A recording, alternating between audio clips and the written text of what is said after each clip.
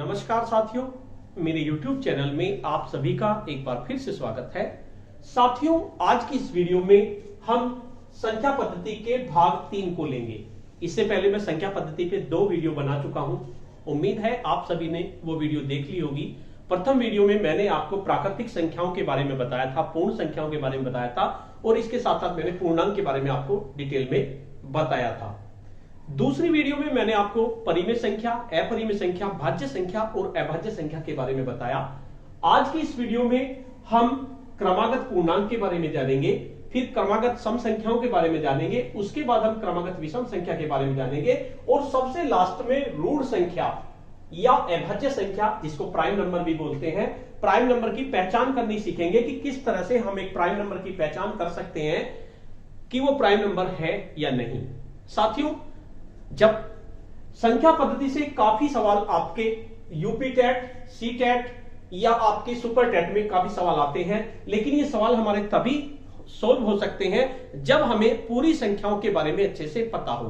तो चौथी वीडियो से हम सवाल करने शुरू करेंगे। इससे पहले मैं आपको इनके बारे में डिटेल में बता रहा हूं, तो आप जब ये समझ जाएंगे तो सवाल को आसानी से कर लेंगे। साथियों, अगर आप चाहते हैं आपको सभी वीडियो एक प्लेटफॉर्म पर मिले, यानी कि आप चाहते हैं कि आपको सारी वीडियो एक क्रम से मिलती रहे, तो उसके लिए मैंने एक टेलीग्राम पे ग्रुप बनाया हुआ है। इस वीडियो के डिस्क्रिप्शन बॉक्स में मैं उसका लिंक दे दूंगा। उस लिंक पे क्लिक करके आप मेरे टेलीग्राम ग्रुप से जुड़ सकते हैं। तो उस ग्रुप में आपको सभी वीडियो, आपको गणित की जितनी भी वीडियो होंगी सामान्य गणित की लेके बेस से, वो सभी मिलेंगी। इसके साथ साथ हिंदी व्याकरण की और आपकी संस्कृत व्याकरण की, सामान्य ज्ञान की या 1 से लेकर 8 तक की क्लास की आपको सारी वीडियो उस टेलीग्राम ग्रुप में आपको मिल जाएंगी। तो उस लिंक, उसके वीडियो के डिस्क्रिप्शन बॉक्स में आपको लिंक मिलेगा, उस पर क्लिक करके आप उस ग्रुप से जुड़ सकते हैं। तो चलिए शुरू करते हैं क्रमागत पूर्णांक के बारे में। सबसे पहला आता है हमारा क्रमागत पूर्णांक। पूर्णांक के बारे में आपने आपको बता ही दिया है। अब बात करते हैं क्रमागत पूर्णांक, यानी जो ये आपकी संख्याएं हैं 1, 2, 3, 4 या पूर्णांक है आपके, जो क्रम से आते हैं, एक के बाद दूसरा, उसके बाद दूसरा, उसके बाद दूसरा। तो इस तरह के पूर्णांक को हम क्रमागत पूर्णांक कहते हैं। जैसे 1, 2, 3, 4, 5, 6 या आपके ऋणात्मक पूर्णांक भी हो सकते हैं, -4, -3, -2, -1, 0, 1। ये भी आपके क्रमागत पूर्णांक है। यानी जो क्रम से पूर्णांक क्रम से आएंगे तो उन्हें आप क्रमागत पूर्णांक कहेंगे।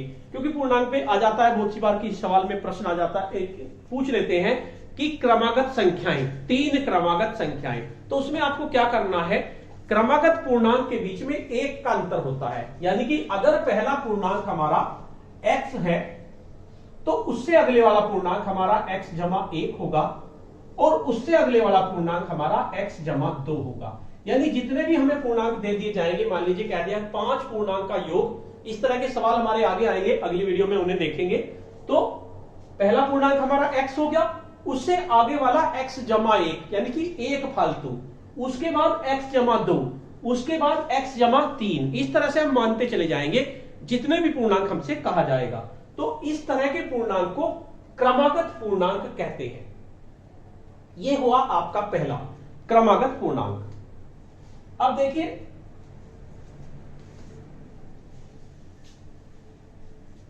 उसके बाद आता है क्रमागत सम संख्या।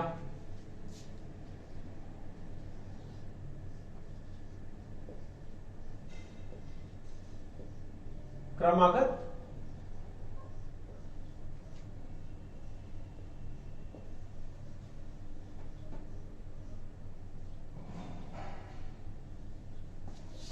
सम संख्या,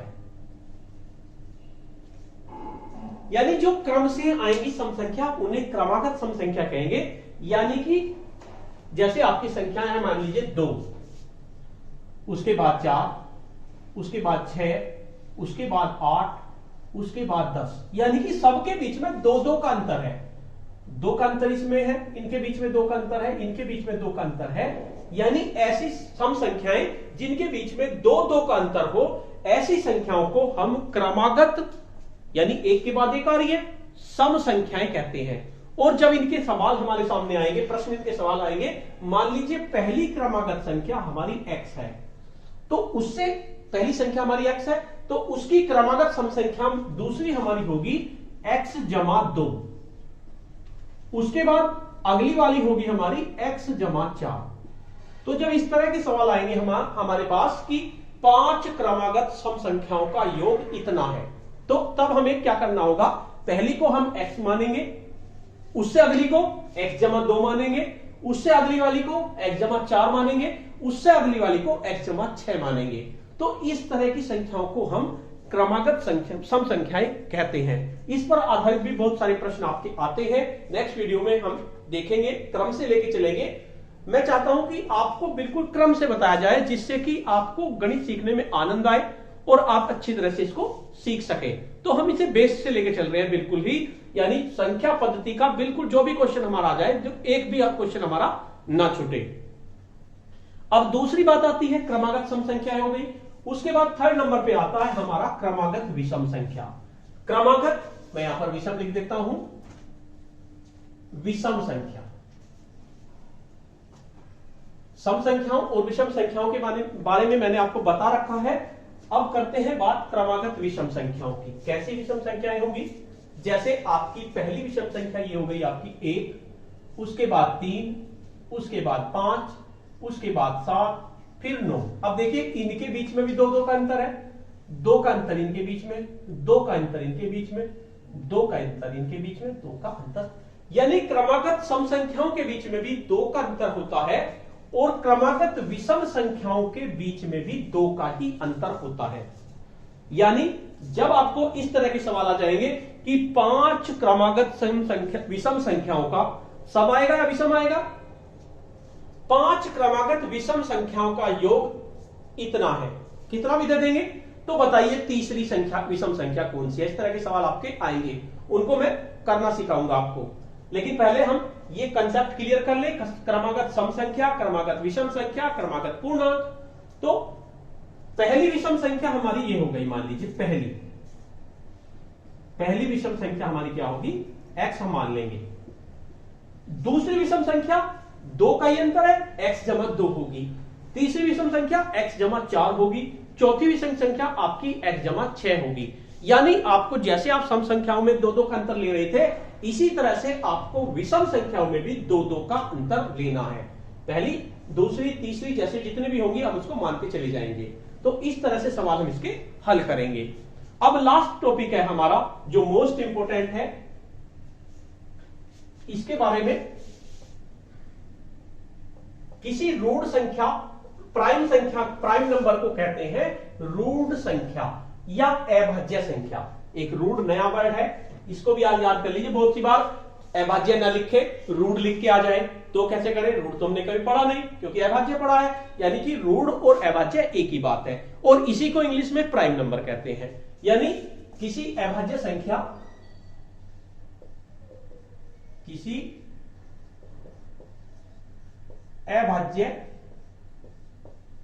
संख्या यानी प्राइम नंबर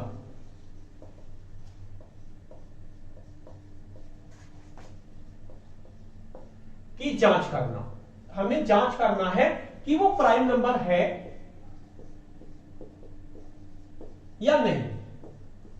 अब देखिए हमारे पास एक नंबर दे दिया हमें कोई, मान लीजिए हमारे पास एक नंबर है 241, 241।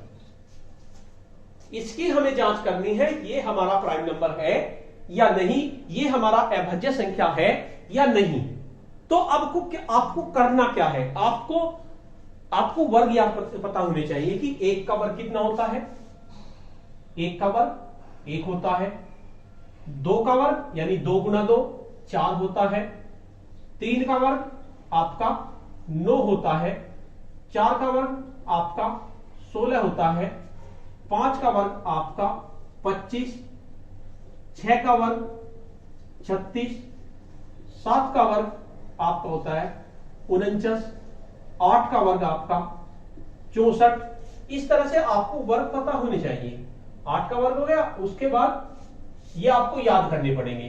9 का वर्ग 81, 10 का वर्ग 100, 11 का वर्ग 121, 12 का वर्ग 144, 13 का वर्ग 169, 14 का वर्ग, 14 का मेरे कंफ्यूज हो गया मैं क्या था, 14 का अर्थ होता है, एक बार मल्टीप्लाई करके देख लेता हूं, 4 चौक 16, हासिल को 1, 4 4 1 5, 1 चौका 4,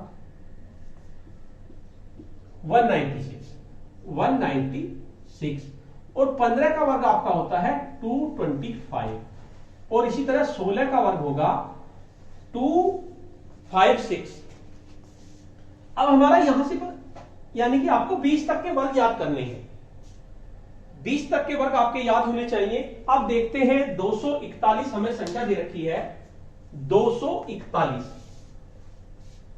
अब 241 से बड़ा वर्ग कौन सा है हमें यह देखना पड़ेगा सबसे पहले, यानी 241 से बड़ा हमारा वर्ग होगा 256।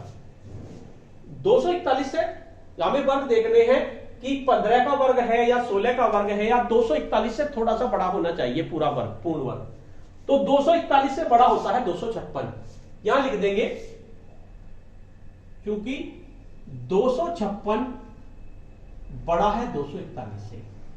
हमें यही देखना है जो संख्या हमें दे रखी है उससे बड़ा वर्ग कौन सा है, बड़ा वर्ग है 256, यानी 256 किसका वर्ग है, 16 का वर्ग।